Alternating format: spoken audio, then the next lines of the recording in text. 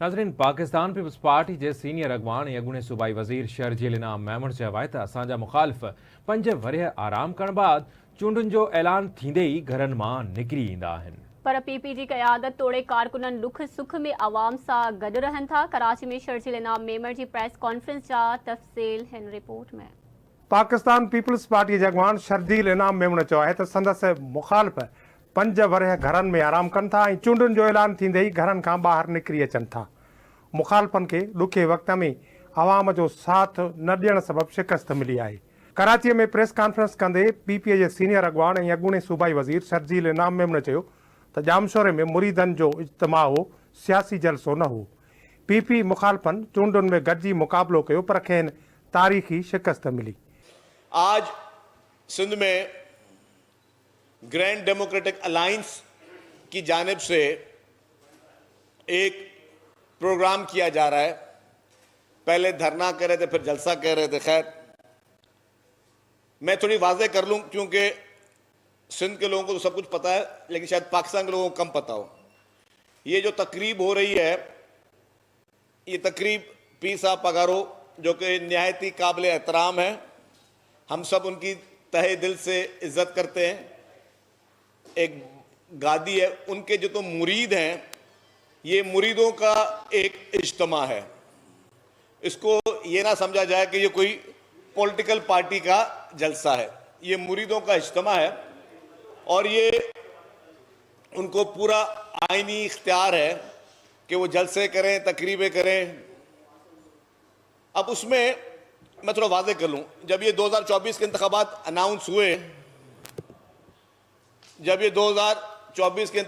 Announce हुए, तो पाकिस्तान में सियासी सरगर्मियाँ शुरू हुई। सिंध में खुसूसी तौर पर पाकिस्तान मुस्लिम लीग नवाज, GDA, MQM और काफ़ी जगहों पे खामोशी से PTI भी इनकी इत्तेहादी थी।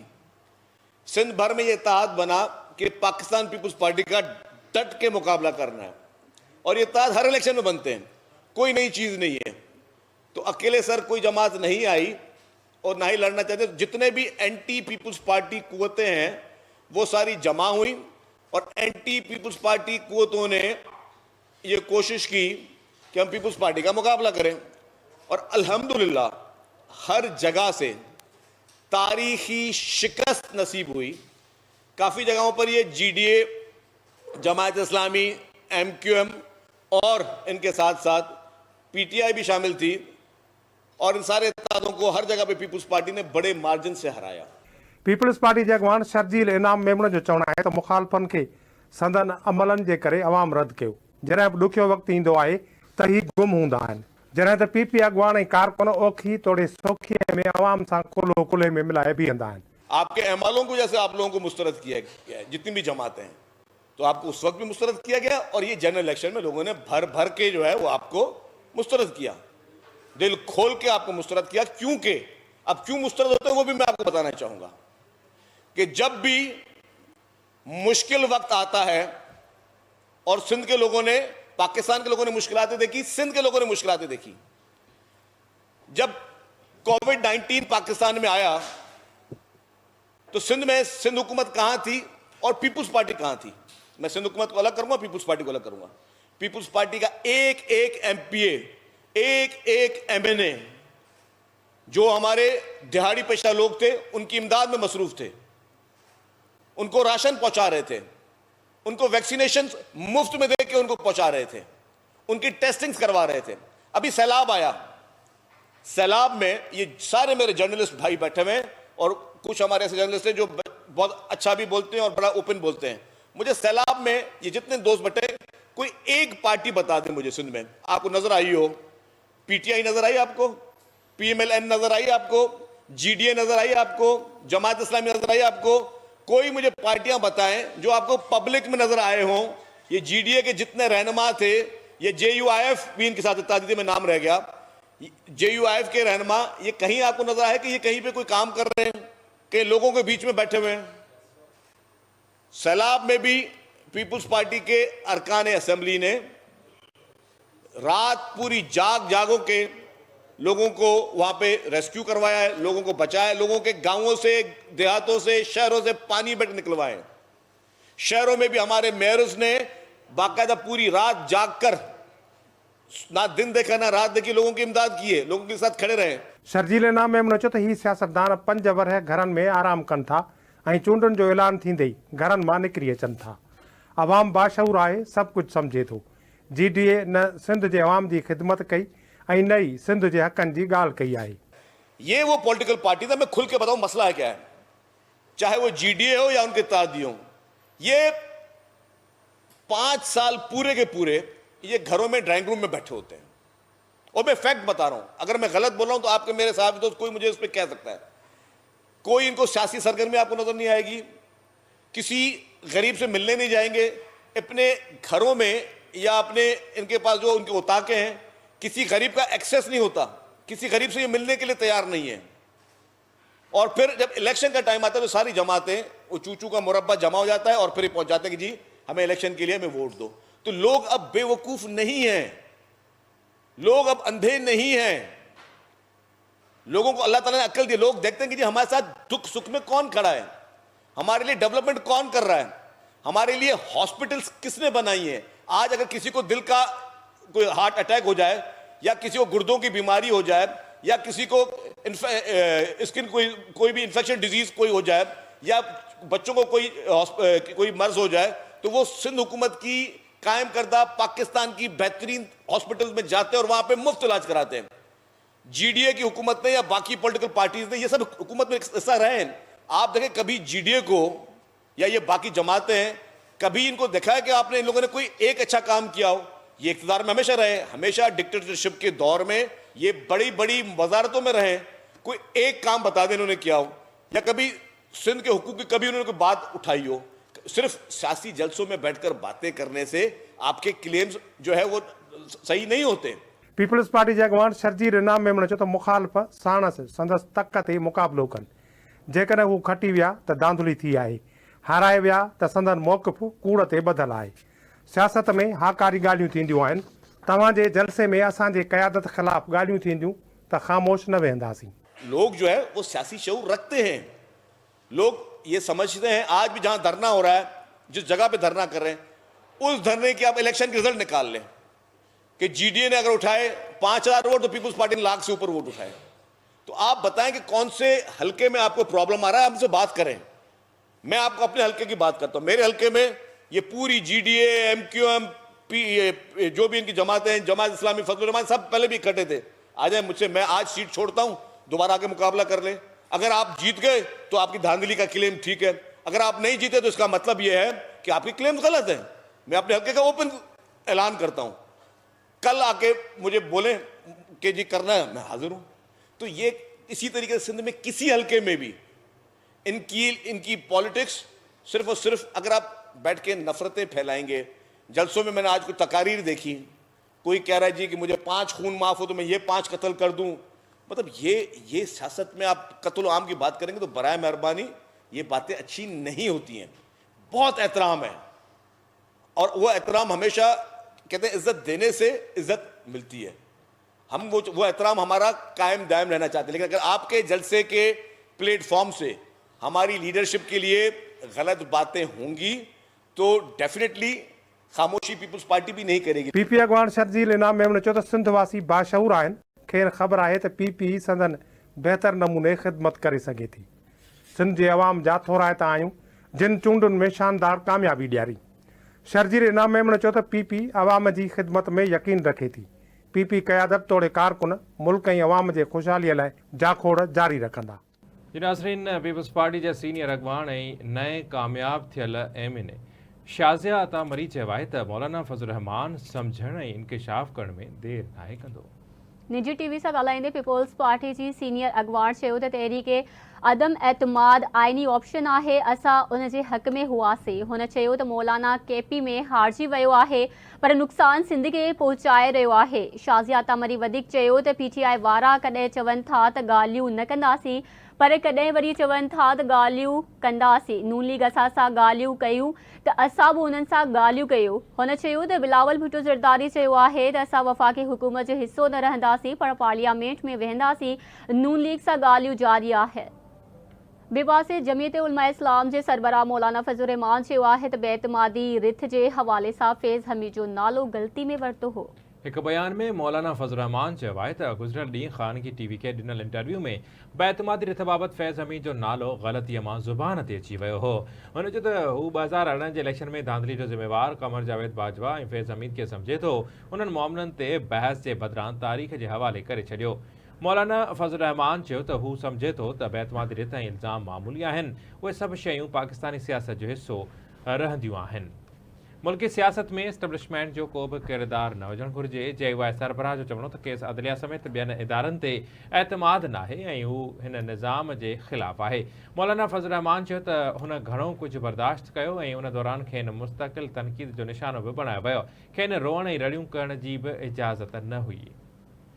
PTI इल्ज़ाम हयो आहे त इलेक्शन कमीशन तहरीक इंसाफ़ जे नवनि चूंडियल MPAs खे खिल जोगन टेक्निकल बुनियादनि ते डीसीट करे अवामी मैंडेट ते धाड़ो हणण जी आख़िरी साज़िश में मसरूफ़ आहे।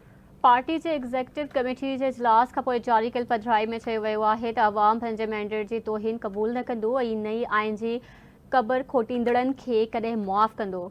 PTI जी कोर कमेटी मूजिबि रुगो तहरीक इंसाफ़ न पर मुल्क जूं वॾियूं सियासी पार्टियूं चीफ इलेक्शन कमिश्नर ऐं इलेक्शन कमीशन जे मुजरिमाणे किरदार ते आवाज़ उथारे रहियूं आहिनि। हाणे हुननि जो कमीशन में वेहण जो को बि इख़लाक़ी जवाज़ नाहे बचियो।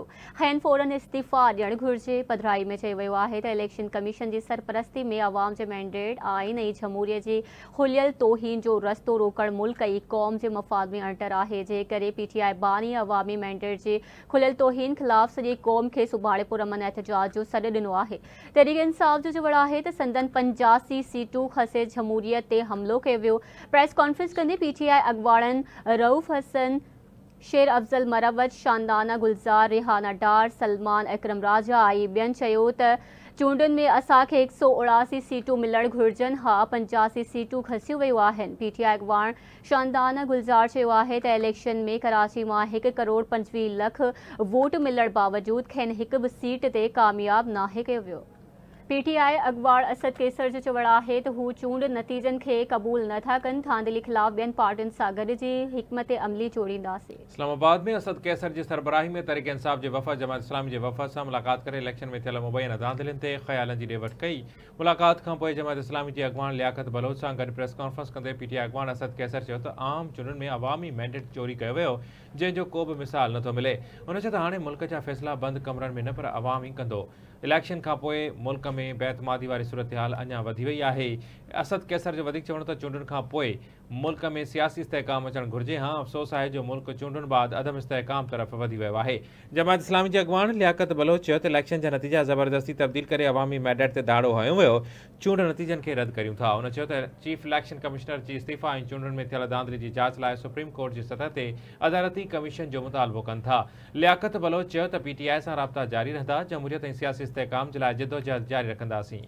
MQ पाकिस्तान जे सरबराह मौलाना फज़लुर रहमान जे बेएतमादी रिथ बाबति बयान खे हक़ीक़तुनि जे उबतड़ करार ॾेई छॾियो। कराची में प्रेस कॉन्फ्रेंस कंदे MQM सरबराह ख़ालिद मक़बूल सिद्दीकी सवाल कयो त चूंडुनि खां पोइ अहिड़ी सूरत हाल में अहिड़नि बयाननि जो छा मतिलबु आहे। जेकॾहिं जमहूरियत जे तॾां वेड़ थी त उन जो ज़िम्मेवार केरु हूंदो। हुन चयो त जंहिं मुलाक़ात जी ॻाल्हि थी रही आहे उहा 26 मार्च ते थी हुई जंहिंमें हू बि शरीक हो। मौलाना फज़लुर रहमान जो बयान सूरत हाल खां बिल्कुलु मुख़्तलिफ़ आहे। MQM सरबराह चयो त उन वक़्त जे army chief general retired Bajwa सियासी क़यादत खे गुज़ारिश कई हुई त बेएतमादी रिथ वापसि विच वारो रस्तो कढियो वञे। जंहिं सियासी पार्टियुनि जे अॻुवाणनि ख़राब मईशियत ऐं महांगाई जो उज़र ॼाणाईंदे मुख़्तलिफ़ ॻाल्हि कई हुई। ख़ालिद मक़बूल सिद्दीकी चयो त बेएतमादी जी रिथ पेश थी चुकी हुई। इजलास में हुन रिथ वापसि वठण जी दरख़्वास्त कई हुई।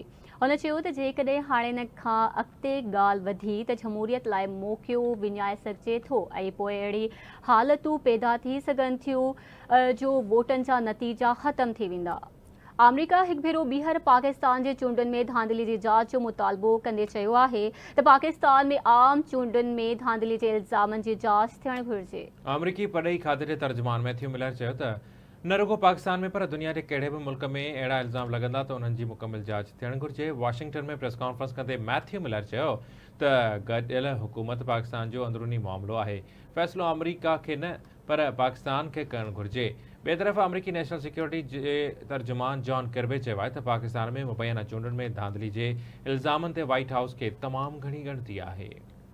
मुस्लिम लीग नून जे अॻवान ख्वाजा साद रफ़ीक चयो आहे त PTI हुकूमत साज़ीअ जे लाइ आसिफ अली ज़रदारी जे दर ते हाज़िरी हणी यू टर्न वठंदी। नून लीग अॻवान ख्वाजा साद रफ़ीक PTI ते तनक़ीद कंदे चयो त मौलाना फज़लुर रहमान आलिम दीन आहे, उन जे मौक़िफ़ सां इख़्तिलाफ़ करे सघिजे थो पर उन जो एतिराम ज़रूरी आहे। उन चयो त PTI मौलाना फज़लुर रहमान जे वॾी बदइख़लाक़ी कई हुई, वॾा इल्ज़ाम लॻाया आहिनि, गारियूं ॾिनियूं, पर अॼु PTI उन्हनि जे दर ते हाज़िरी लॻाए रही आहे। हुन चयो त हर चयल ॻाल्हि मुंहं में अची वञे थी पर एतिरो चयो वञे थो जेतिरो बर्दाश्त थी सघे। ख्वाजा साद रफ़ीक वधीक चयो त PTI सियासी बिरादरी ते हमलनि बदिरां मुकालमो करे हा त अॼु उनखे इहो ॾींहुं ॾिसणो न पवे हा। संदसि चवणु हो त सियासी बिगाड़ ऐं छिकताड़ जो सभ खां वॾो फ़ाइदो PTI खे मिलियो आहे। बेवासी PP अॻवान रावल शर्जील मेमण चयो आहे त सिंध जी आवाम GDA खे रद्द करे छॾियो आहे। पंहिंजे ट्वीट में PP अॻवान रावल शर्जील मेमण चयो त PP जी क़यादत तोड़े कारकुन हर ॾुख ऐं सुख में आवाम सां गॾु रहनि था।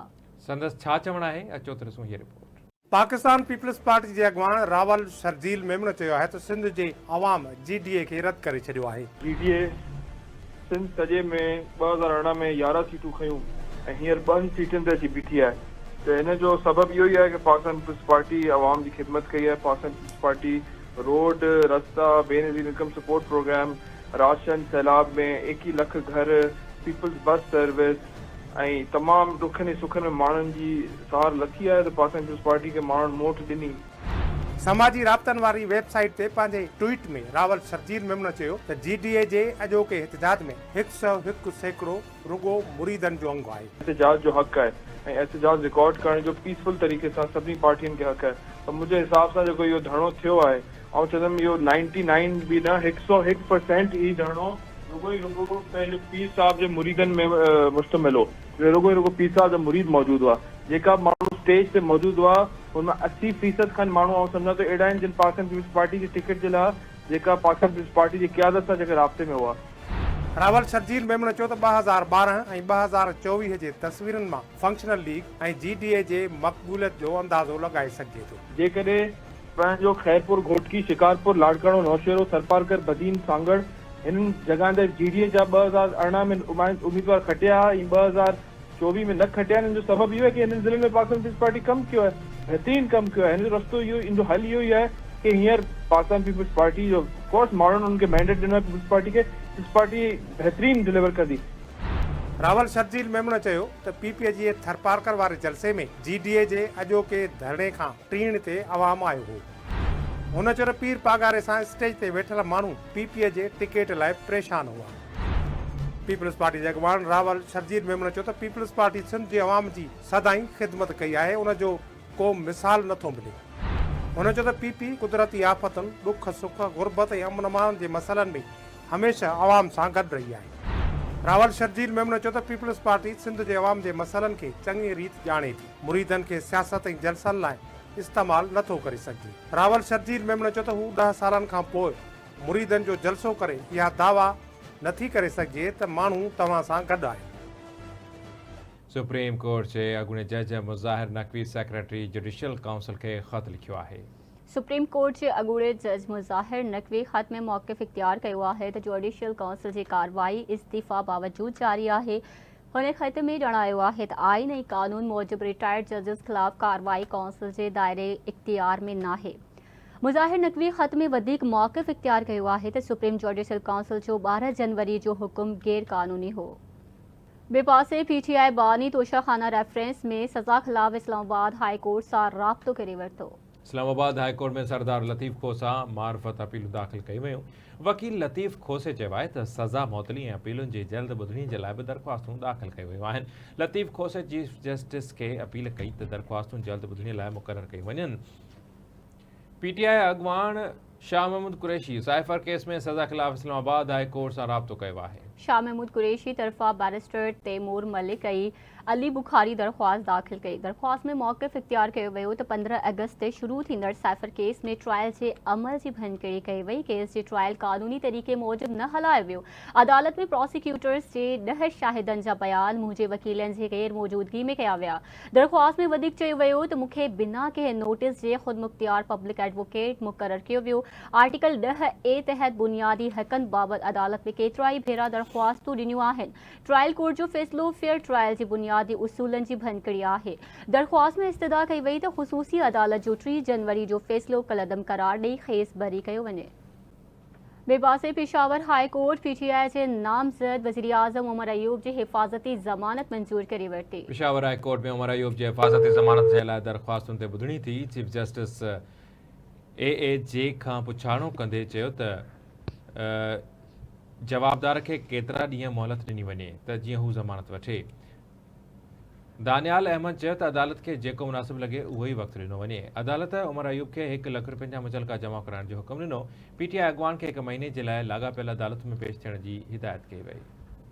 सुप्रीम कोर्ट शहीद ज़ुल्फ़िकार अली भुट्टो जे फाहीअ वारे केस में दाख़िल सदारती रेफरेंस ॿुधणीअ जे लाइ मुक़ररु करे छॾियो। Chief justice of Pakistan Qazi Faez Isa जी सरबराही में 9 रुकनी बेंच 20 फरवरी ते केस जी ॿुधणी कंदी। लार्जर बेंच में justice Sardar Tariq Masood, justice Mansoor Ali Shah, justice Yahya Afridi, justice Aminuddin Khan, justice Jamal Khan Mandokhel, justice Mohammad Ali Mazhar, justice Hasan Azhar Rizvi ऐं जस्टिस मुसरत हिलाली शामिल आहिनि। यादि रहे त सुप्रीम कोर्ट गुज़िरियल ॿुधड़ी ते अदालती मुआवननि खां लिखत में दलील तलब कया हुआ। वाज़े रहे त 12 साल अॻु 2011 में उन वक़्त जे सदर आसिफ अली ज़रदारी अदालती हुकुम ते भुट्टो खे फाही ॾियण वारे फ़ैसिले ख़िलाफ़ पाकिस्तान जे आइन जे आर्टिकल 186 तहत रेफरेंस दाख़िल कयो हो।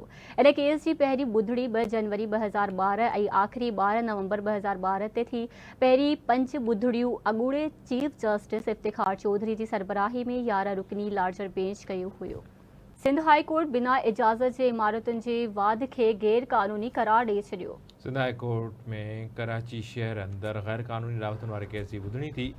जस्टिस सलाहुद्दीन पंवर ते ॿुधल रुकनी बेंच केस जी ॿुधणी कई। जस्टिस सलाहुद्दीन पंवर हुकुम ॾींदे चयो त इन ॻाल्हि खे यकीनी बणायो वञे त कंहिं बि इमारत जे मंसूबे में क़ानून जी भञकिड़ी करण ते रिपोर्ट शामिल कई वञे। अदालत मकानी खाते जे सेक्रेटरी, नाणे खाते जे सेक्रेटरी ऐं DG Sindh building control authority खे ज़ाती हैसियत में तलब करे वरितो।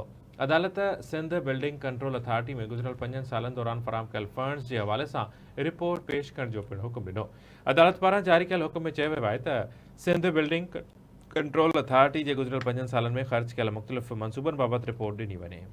ठटे में 18 फरवरी ते रिथियल पीपल्स पार्टी जे जलसे जूं तयारियूं जारी आहिनि। पीपी चेयरमैन बिलावल भुट्टो ज़रदारी जलसे गाह जो दौरो करे इंतज़ामनि जो जाइज़ो वरितो। पीपल्स पार्टी ज़िले सदर ऐं नए चूंडियल MNA सादिक अली मेमण, MPA सैयद रियाज़ हुसैन शाह शिराज़ी, ज़िले जनरल सेक्रेटरी इम्तियाज़ कुरैशी, आशिक़ हुसैन ज़रदारी, पीर गुलाम रहमानी ऐं ॿियनि पिणु जलसे गाह जो दौरो कयो। 18 फरवरी ते ठठी ऐं सिजावल जा हज़ारे माण्हू पीपल्स पार्टी जे जलसे में शरीक थींदा। पीपी चेयरमैन बिलावल भुट्टो ज़रदारी जलसे खे ख़िताब करण दौरान चूंडुनि में कामयाबी ते ठठी ऐं सिजावल जी आवाम जा थोरा मञंदो। ॿिए पासे घोटकी वेझो औरताड़े आवाज़ ते हिरखजी अगवा थियल नौजवान जे वारसनि खे ॾोहारियुनि पारां चौथो भेरो फ़ोन करे भुंग तलब कयो वियो। ॾोहारियुनि जी ॻाल्हि ॿोल वारी ऑडियो आवाज़ TV हद करे वरिती। ऑडियो में ॿुधी सघिजे थो त ॾोहारी मग़वी नौजवान अजब गुल लगारी जे वारसनि खां भुंग घुरी रहिया आहिनि। वाज़ रहे त ॻोठ अलाडिनो लगारी जो रहवासी नौजवान अजब गुल लगारी 1 नवंबर 2023 ते औरताणे आवाज़ ते हिरखजी अगवा थी वियो हो। वारसनि जे फरियाद ते नौजवान जे अगवा जो केस आदिलपुर थाणे ते दाख़िल थियल आहे।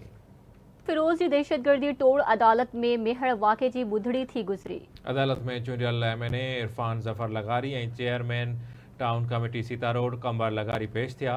केस में नामज़द जवाबदार नज़र पंवर, गुलिस्तान मंगी, नादिर लगारी, ग़ुलाम मोहम्मद मला ऐं असलम सोलंगी भी अदालत में पेश थिया। ॿुधणीअ दौरान अदालत जे जज केस जी ॿुधणी 2 मार्च ताईं मुलतवी करे छॾी। MNA इरफान ज़फ़र लगारी, कंबर लगारी समेत 200 जवाबदारनि ते दहशतगर्दी एक्ट तहत केस दाख़िल थियल आहे। जवाबदारनि खे 2 ॾियारा अॻु 14 ॾींहनि जी ज़मानत मिली हुई। दादू जी अदालत में उमेर रुबाब चांडियो जे 3 गर्भातियुनि जे क़त्ल केस बाबति ॿुधणी थी। केस जी ॿुधणी मॉडल कोर्ट जे जज हसन अली कलवर जी अदालत में थी। इल्ज़ाम हेठि आयल धुर सरदार चांडियो बुरहान खान चांडियो उन वक़्त जो SHO करीम चांडियो अदालत में पेश थिया। केस में गिरफ़्तार जवाबदारनि अली गोहर मुर्तज़ा सिकंदर ज़ुल्फ़कार चांडियो खे जेल खां पुलिस अदालत में पेश कयो। फरियादी धुर उमेर रुबाब चांडियो केस जो फरियादी परवेज़ चांडियो संदन वकील सलाउद्दीन पवहर अदालत न पहुता। कतल केस जे जूनियर वकील अब्दुल रशीद अदालत के आगाह कयो त M9 मोटरवे ते धरड़ो लगल हुजण सबब केस जो सीनियर वकील सलाउद्दीन पवहर अदालत न पहुची सघियो आहे। अदालत पारां ॿुधणी लाइ तारीख़ ॾिनी वञे। अदालत में उमेर रुबाब चांडियो जो वकील पेश न थियण सबब जज हसन अली कलवर केस जी ॿुधणी 2 मार्च ताईं मुलतवी करे छॾी। सेवर में सूफ़ी बुज़ुर्ग हज़रत लाल शहबाज कलंदर जी मज़ार अंदर इंतिहा पसंदनि पारां थियल बम धमाके वारे सानहे खे 7 साल मुकम्मल थी विया। 16 फरवरी 2017 ते थियल सानहे में 88 ज़ाइरीन शहीद थिया हुआ, जिन ते 250 खां वधीक पांधीअड़ा ज़ख़्मी थिया हुआ। सरकारी तौर ते सानहे जे शहीदनि खे भेटा पेश करण जे लाइ का बि तक़रीब न कोठाई वई। औक़ाफ़ खाते पारां सेक्रेटरी औक़ाफ़ मुनव्वर अली मैसर ऐं चीफ एडमिनिस्ट्रेटर मुमताज़ अली चन्ना जे हिदायतुनि ते मैनेजर औक़ाफ़ पारां दरगाह कलंदर जे मज़ार अंदर सानहे जे शहीदनि खे ईसाले सवाब पहुचाइण जे लाइ दरगाह अंदर क़ुरान ख़्वानी जो एहतमाम करे लंगर तक़सीम कयो वियो ऐं मुल्क जी सलामतीअ लाइ दुआ घुरी वई। नाज़रीन, सिंध जे अवामी शाइर मुर्तज़ा शाह ॾाॾाई जे विछोड़े खे 3 वरह विहामी विया। मुर्तज़ा शाह ॾाॾाही जी 3 वरसी जे मौक़े ते ॾाॾाही अदबी तंज़ीम ॾात पारां तक़रीब मुनक़िद कई वई, जंहिंमें अदीबनि, शाइरनि, सहाफ़ियुनि शिरकत कई। उन हवाले सां ॾिसूं था गुलाम रसूल नोहड़ियो जी ही रिपोर्ट। सिंध जे अवामी शाइर सईद मुर्तज़ा शाह ॾाॾाई जे विछोड़े खे अॼु 3 साल मुकमल थी विया। मुर्तज़ा शाह ॾाॾाई ज़हर खे ज़मज़म करे पी ॾिठोसीं, मरण खां अॻु मरी जी ॾिठोसीं, कावड़ मलाल ताना तकरार ईंदे वेंदे जहिड़नि गीतनि सां ॾे तोड़े परदे में वॾी शोहरत माणी। सईद मुर्तज़ा शाह ॾाॾाई 30 वर्सी ते ॾाॾाई अदबी तंज़ीम ॾात पारां संदुसि आख़िरी आरामगाह ते गुलनि जी चादर चाढ़े दुआ घुरी वई। ॾाॾाई अदबी तंज़ीम ॾात पारां सईद मुर्तज़ा शाह ॾाॾाई जी यादि में हिकु नंढड़ी तक़रीब पुण मुनक़िद कई वई।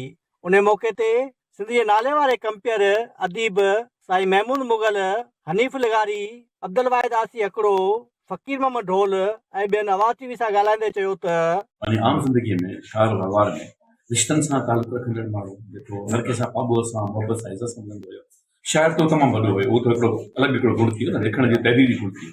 हुननि जी जेका शख़्सी जेका मोहबत हुई, उहो मां हिते अकेलो कोन आहियां, सभु जेके हिते इकठा थिया आहिनि उहे हुननि जी मोहबतुनि जे करे इकठा थिया आहिनि। छाकाणि त उन्हनि एॾी कदावर शख़्सियत जे बावजूदि सभिनी खे टाइम ॾिनो। कॾहिं बि ॾाॾाई साहिब जी चांहि जो कोप या शरबत जो गिलास बिना ढकण जे कोन आहे। उन्हनि जे उन मथां मख़सूस हिकिड़ी ढकणी जेका आहे रखियल हुई ऐं इहो जेको सो एहतियात ऐं इहा हुई तहज़ीब, इहा हुई शनास ऐं इहो हो ॿिए जो आदर भाव कीअं कजे। साईं जी हयाती में साईं खे जेका पधीराई मिली, 6 किताब साईं जा जेके आहिनि से छपिजी मैदान ते आया, उहा बि साईं जी ज़िंदगी जो हिकिड़ो अमर हिसो आहिनि ऐं साईं पंहिंजे अखियुनि सां उहे सभई किताब ॾिठा। ऐं वरी बि दोस्तनि जो शुक्र बजा थो वञा जिन अॼु वरी बि साईं खे यादि कयो। सईद मुर्तज़ा शाह ॾाॾाई पंहिंजी ज़िंदगी में 6 शाइरी जा मुजमा छपराया, जॾहिं त उन खां अलावा सिंध जे नाले वारा रागिन उस्ताद जुमन, कासम ओठो, सरमन सिंधी, फौजिया सुमरो समेत ॿिए रागिन संदुसि कलाम ॻायो। जॾहिं त सॼी दुनिया में शोहरत माणींदड़ अवामी शाइर सईद मुर्तज़ा शाह ॾाॾाई खे शाइरनि जी नुमाइंदा तंज़ीम सिंधी अदबी संगत समेत सकावत खाते बि संदुसि 30 वर्सी ते यादि न कयो। कैमरामैन दानिश लिगारी सां गॾु गुलाम रसूल नोड़ियो, आवाज़ टीवी, टंडोला।